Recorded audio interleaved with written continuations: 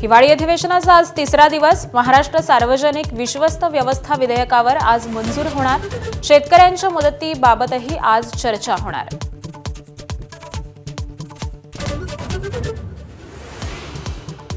अधिवेशनात अंबादास दानवेंच्या व्हिडिओ बॉम्बमुळे राजकीय खळबळ. व्हिडिओत पैशांच्या बंडलांसह शिंदेंचे आमदार महेंद्र दळवी दिसत असल्याचा दानवेंचा आरोप. आरोप सिद्ध झाल्यास राजकीय संन्यास घेणार, दळवींचं चॅलेंज.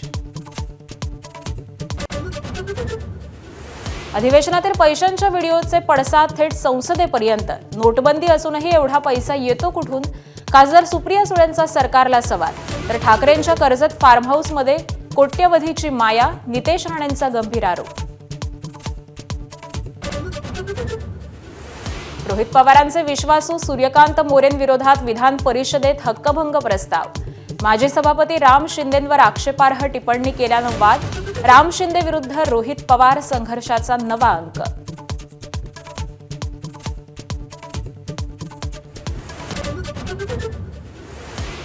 विरोधी पक्षनेते पदाच्या नावांचा सस्पेन्स आणखी वाढला. विरोधकांच्या कोंडीसाठी सत्ताधारी विजय वडेट्टीवार आणि अनिल परबांसाठी आग्रही असल्याची माहिती. भास्कर जाधव आणि सतेज पाटलांची नावं डावलल्याची चर्चा. मुंबई अधिवेशनात झालेल्या गोपीचंद पडळकर जितेंद्र आव्हाड समर्थकांच्या राड्याचा अहवाल तयार. आज विधिमंडळ सुरक्षा रक्षक गोपनीय अहवाल विधानसभा अध्यक्षांकडे सोपवणार.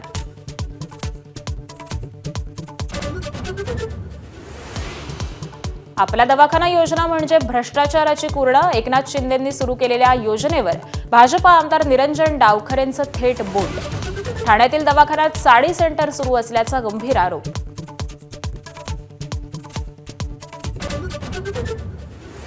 भोंगळ कारभार करणाऱ्या इंडिगो विरोधात सरकारची कठोर पावलं. शेड्यूल 5% घटवण्याचे आदेश. कारणे दाखवा नोटिशीवर इंडिगोला उत्तर देण्याचेही निर्देश. एबीपी माझा, उघडा डोळे बघा नीट.